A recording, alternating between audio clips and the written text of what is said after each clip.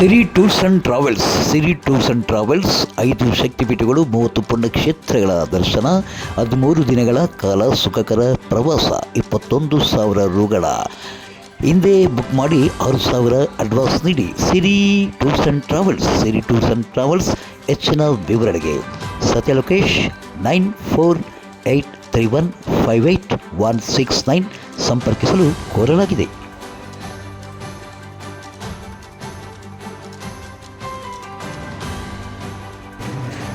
ಪಾವಗಡ ಪಟ್ಟಣದಲ್ಲಿ ಕನ್ನಡ ಸಾಹಿತ್ಯ ಪರಿಷತ್ತಿನ 8ನೇ ಸಾಹಿತ್ಯ ಸಮ್ಮೇಳನ ಕಾರ್ಯಕ್ರಮ ಅತ್ಯಂತ ವೈಭವದಿಂದ ನೆರವೇರಿತು. ಮಂಗಳವಾರ ಪಟ್ಟಣದ ಗುರುಭವನದಿಂದ ಸಮ್ಮೇಳನ ಅಧ್ಯಕ್ಷರಾದಂಥ ಜನಪದ ಸಾಹಿತಿ ಸಣ್ಣನಾಗಪ್ಪ ದಂಪತಿಗಳನ್ನು ಸಾರೋಟಿನ ಮೂಲಕ ಜನಪದ ಕಲಾ ತಂಡಗಳೊಂದಿಗೆ SSK ಬಯಲು ರಂಗಮಂದಿರದವರೆಗೂ ಮೆರವಣಿಗೆಯಲ್ಲಿ ಕರೆತರಲಾಯಿತು. ಕಾರ್ಯಕ್ರಮವನ್ನು ನಾಡೋಜ ಬರಗೂರು ರಾಮಚಂದ್ರಪ್ಪ ಉದ್ಘಾಟಿಸಿ ಪಾವಗಡದಲ್ಲಿ ಕನ್ನಡ ಭವನ ನಿರ್ಮಾಣವಾಗದೇ ಇರುವುದಕ್ಕೆ ಬೇಸರವನ್ನು ವ್ಯಕ್ತಪಡಿಸಿ ಮಾತನಾಡಿದ್ದಾರೆ.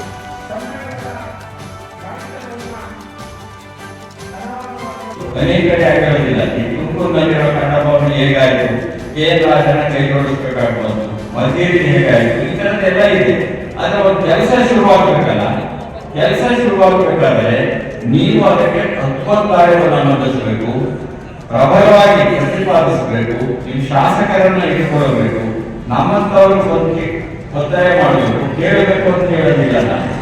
ನಾನು ಈ ಪಾವಗಡ ಜಾಗದಲ್ಲಿ ನಿಂತ್ಕೊಂಡೆ, ನೀವು ಕೋರಿಕೆಯನ್ನು ಸಲ್ಲಿಸಿದರೆ ನಾನು ಗಡಿನಾಡು ಪ್ರದೇಶಾಭಿವೃದ್ಧಿ ಪ್ರಾಧಿಕಾರದ ಅಧ್ಯಕ್ಷರಾದಂಥ ಸೋಮಣ್ಣನವರ ಜೊತೆಗೆ ಈ ವಿಷಯವನ್ನು ಕುರಿತು ಖಂಡಿತ ನಾನು ಮಾತಾಡ್ತೇನೆ.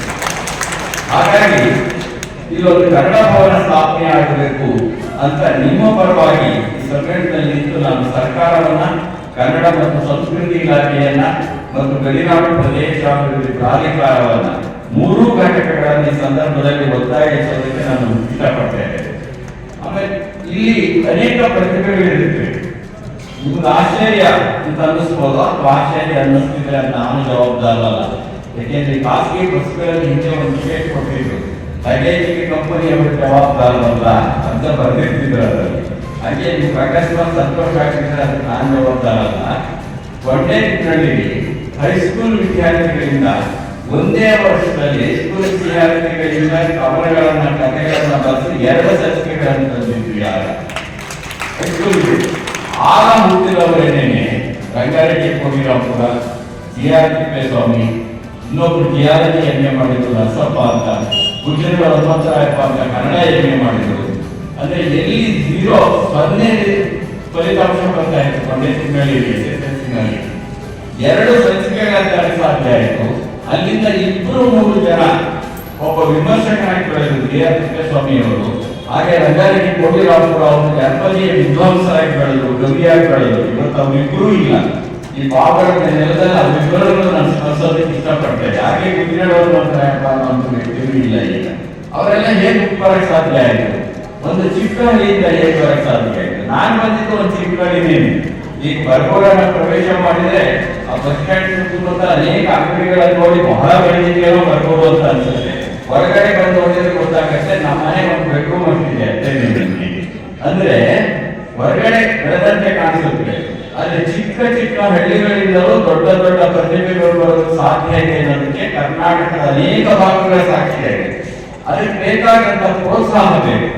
ನಾನು ಅನೇಕ ಸಂದರ್ಭಗಳಲ್ಲಿ ಮತ್ತೆ ಈ ಸಮಾರಂಭಗಳಲ್ಲಿ ಹೇಳ್ತೇನೆ, ನನಗೆ ಅಕ್ಷರ ಕಲಿಸುವುದಕ್ಕೆ ಒತ್ತಾಸೆಯಾದ ನಮ್ಮ ತಾಯಿ ತಂದೆಯನ್ನ ಅಕ್ಷರ ಕಲಿಸ್ತಾ ಇರುವ ಸಂದರ್ಭದಲ್ಲಿ ನೀವೇನಾದ್ರೂ ಮಾಡಬಲ್ಲದೆ ನನಗೆ ಪ್ರೋತ್ಸಾಹವನ್ನು ಕೊಟ್ಟಂತಹ ಗುರುಗಳನ್ನ ಸಂದರ್ಭದಲ್ಲಿ ನಾವು ನಿಮ್ಗೆ ಒಳ್ಳೆ ಮೇಷ್ಟ್ರು ಇದ್ರೆ, ಮೇಷ್ಟ್ರುಗಳು ನಾನು ಬಹಳ ಚೆನ್ನಾಗಿ ಹೇಳ್ತೀನಿ, ಪ್ರೊಫೆಸರ್ಗಳಲ್ಲ ನಾನು ಹೇಳ್ತಿರೋದು. ನನ್ನ ಮೇಷ್ಟ್ರುಗಳು ಕುರಿತು ಹೇಳ್ತೀನಿ. ಯಾವಾಗಲೂ ಪ್ರೊಫೆಸರ್ಗಳು ಸ್ಥಾನ, ಮೇಷ್ಟ್ರು ಮಾನ ಅಂತ ನಾನು ಕರೆಯೋದು. ಅಂದ್ರೆ ಸ್ಥಾನಮಾನ ಅಂತ ಕರಿತೀವಲ್ಲ, ಪ್ರೊಫೆಸರ್ಗಳು ಒಂದು ಸ್ಥಾನ, ಅದು ಮೇಷ್ಟ್ರು ಅಂತ ಒಳ್ಳೆ ಮೇಷ್ಟ್ರು ಇದ್ರೆ ವಿದ್ಯಾರ್ಥಿಗಳನ್ನು ಬೆಳೆಸೋಕೆ ಸಾಧ್ಯ. ಅಂಥದೊಂದು ವಾತಾವರಣವನ್ನು ಶಾಲಾ ದಿನಗಳಲ್ಲಿಯೇ ನಮ್ಮಲ್ಲಿ ಹುಟ್ಟಾಕಬೇಕಾಗಿರುತ್ತೆ ಎಷ್ಟೋ ಸಂದರ್ಭಗಳಲ್ಲಿ. ಈಗ ಪಾವಗಡ ತಾಲೂಕಿನ ಕನ್ನಡ ಸಾಹಿತ್ಯ ಪರಿಷತ್ತಿನ 8ನೇ ಒಂದು ಸಾಹಿತ್ಯ ಸಮ್ಮೇಳನದಲ್ಲಿ ತಾವು ಭಾಗವಹಿಸಿ ಇದೆಲ್ಲ ಚಿತ್ರಕಲಾ ಎಲ್ಲ ಪ್ರದರ್ಶನ ಮಾಡ್ತಾ ಇದ್ದಾರೆ. ಏನು ಸರ್ ತಾವೇನು ಪರಿಚಯ ಮಾಡ್ಕೊಂಬಿಡಿ? ಸರ್ ನಾನು ಚಿಕ್ಕಣ್ಣ ಸಿ ಅಂತೇಳಿ, ಓಕೆ ನಮ್ಮ ಸ್ನೇಹಿತರು ಬಲರಾಮ್ ಅಂತೇಳಿ, ಓಕೆ ಓಬಳೇಶ್ ಅಂತೇಳಿ, ಓಕೆ ನಾವೆಲ್ಲ ಪಾವಗಡ ತಾಲೂಕಿನ ಸ್ಥಳೀಯ ಕಲಾವಿದರು. ಒಟ್ಟು ನಾವು ಪಾವಗಡ ತಾಲೂಕು ಕಲಾವಿದರು. ನಾವು ವೃತ್ತಿ ಅರಸಿ ನಾನು ಮೈಸೂರು ಶ್ರೀಕಲಾನಿಕೇತನ್ ಚಿತ್ರಕಲಾ ಮಹಾವಿದ್ಯಾಲಯದಲ್ಲಿ ಪ್ರೊಫೆಸರಾಗಿ ಕೆಲಸ ಮಾಡ್ತಾ ಇದ್ದೀನಿ. ನನಗೆ ಈ ಸಾರಿ ನನಗೆ ಕಳೆದ 30 ವರ್ಷದಿಂದ ಈ ಕಲಾ ಸೇವೆ ಮಾಡ್ಕೊಂಡು ಬರ್ತಾ ಇದ್ದೀನಿ.